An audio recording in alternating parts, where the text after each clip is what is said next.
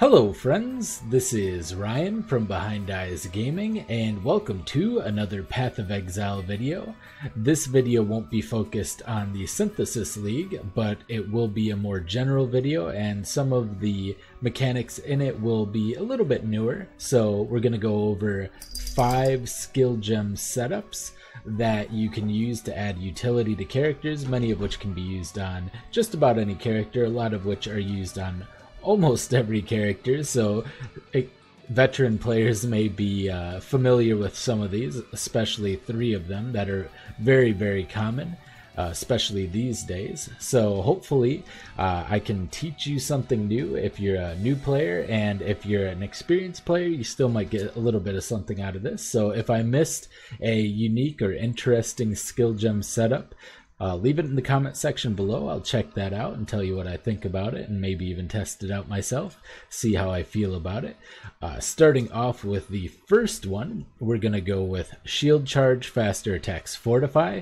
Fortify is a buff that grants you 20% damage reduction from hits, so it's very nice for reducing incoming damage. In particular, I'm playing a character that utilizes dodge, evasion, and blind to mitigate most damage, so I'm just going to do a quick, I'm going to go into a map for a moment and kind of show off. Oh boy, minus max resistance and reflect. Alright, we'll give it a shot. This may be a bad idea, but we're going to give it a shot anyway and just kind of show you how this works out. So with minus max resist, we're going to be taking drastically increased incoming damage from elemental damage, but that's okay. Alright, so the idea is that you shield charge into a pack, and then you are able to take a reduced amount of damage from that pack. And I am keeping fortified, so even though I was taking consistent damage, that's why those were so strong.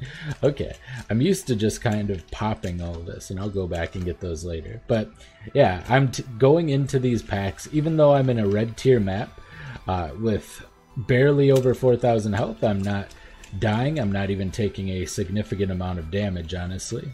And that is the power of Fortify. So we're gonna pop into the next skill.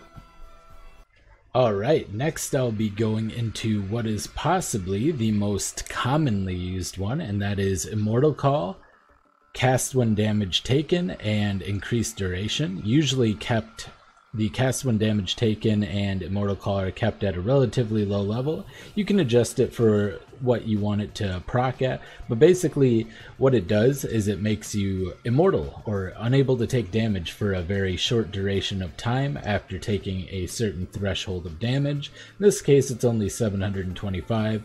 I can probably bring it up because that amount of damage is fairly trivial, but generally speaking, you'll want to keep it at a certain threshold, because if you level it up too high, then by the time you take enough damage, a bunch of small hits could potentially kill you. Increased duration will increase the duration of the Immortal Call, as you would expect, and you get additional buff duration per endurance charge as well. So this is even better if you stack a lot of endurance charges, and usually if you do have a lot of endurance charges, you want to be bringing up your numbers a little bit higher so that it won't proc quite as frequently, but it will proc when you take in a really big hit. And that's for, you know, life stacking, high endurance charge characters, and I'm just going to kind of demonstrate this one. We're going to go into a map really quick, and I am going to go put myself in danger. You might actually see the next one we're talking about. Alright. There you go. See that little sign? So for a brief period of time, and then we can generate some endurance charges here as well. One of my ascendancies allows me to generate endurance charges. If I get power charges, there we go. We have 1, we have 2, and now we have 3. Okay, so I'm going to let something hit me, and the immortality is much longer in that case. So as you can see, it is very useful. And I'm actually going to go straight into the next one here because I do have the I do have it on my character. I use it on a lot of my characters.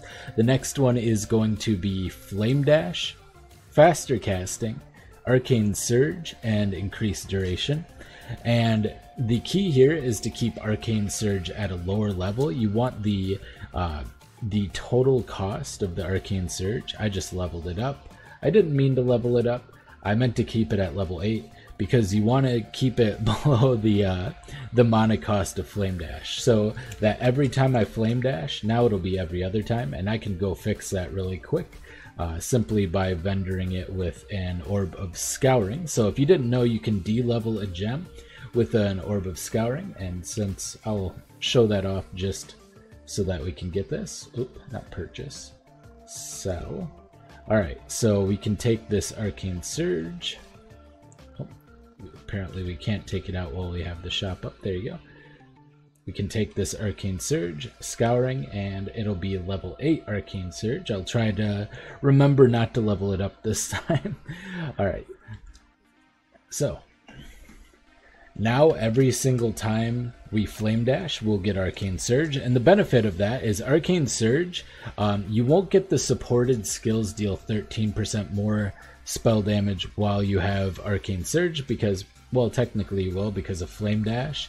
The Flame Dash will do a little bit of extra damage and will also have its Fire Trail last for a little bit longer, but that's not the reason you use it.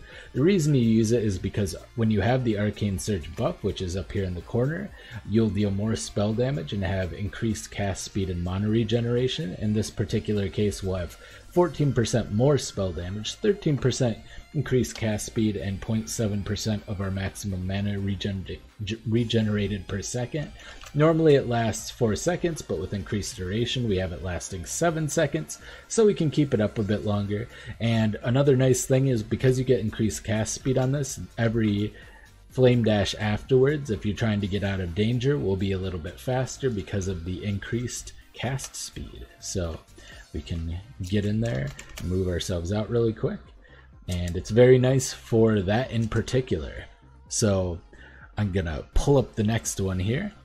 Alright, our next one's gonna use a newer skill, not a completely new skill at this point, but a newer skill. It's gonna use Stormbrand, and there's a couple of different things we can do with this setup that are pretty interesting. So we're using Stormbrand, Curse on Hit, and Flammability. The reason we're using Stormbrand over Orb of Storms, which used to be one of the preferred ways to apply Curse on Hit, is because you can keep the curse on longer with Stormbrand because it actually attaches to the boss. So if the boss moves around a lot, the Stormbrand will stay on it and you'll be able to keep the curse applied for a longer period of time. So in this case, we're applying Flammability. There are a couple of interesting things you can do with this. If your Stormbrand is higher level and you have that going, then you can actually potentially shock with it. So you can put Elemental Proliferation. Now, you're probably not going to be shocking a boss, but if you have Elemental Proliferation with it, then you may shock some of the mobs near it, and the shock will proliferate to the boss. So if you don't have another way to apply shock, this might be a way that you can do it while also applying a Curse on Hit. And I'll demonstrate. I won't actually do any damage with the Stormbrand, first of all because it's level 1, and second of all because are these hexproof? Okay, well, it's not going to work on hexproof enemies, so we'll try to find a better example here. Still hexproof. Good. Alright, see if we can find some. Okay, these guys are just regular run-of-the-mill non-hexproof. So as you can see, they're all having the curse applied to them, and because it bolts out, it'll apply to nearby enemies as well, which is very nice. It pulses very frequently, and once the brand falls off, it'll reattach again to a nearby enemy. So you have that going, and you can also just put increased duration if you don't want to put I'm pretty sure that works. I'm not 100% sure if that would work, but let's see. Does it have the duration tag? It does have the duration tag, so you can put increased duration on that one as well. Increased duration is a very popular support gem here, but that is pretty much how it works. You just pulse on that. Yeah, we'll level these up. I just leveled up Arcane Surge again. Well, Another scouring orb down the drain, but that's okay. I'm gonna go to the last one here. Just one moment. All right, the final one we have is actually a cast one channeling setup. And the primary use for this one is to clear out bodies, whether it be for necromancers, those annoying exploding bugs that explode ice in the delves, or potentially even detonate dead from strong boxes. You can clear out the area with these relatively quickly. We're doing Blight, cast while channeling, faster casting, and volatile dead. Now faster casting doesn't do anything in this particular case except to get the blight animation started a bit quicker, so it'll start a little bit quicker so you can get that. There is an internal cooldown on cast one channeling that does go down as you level it.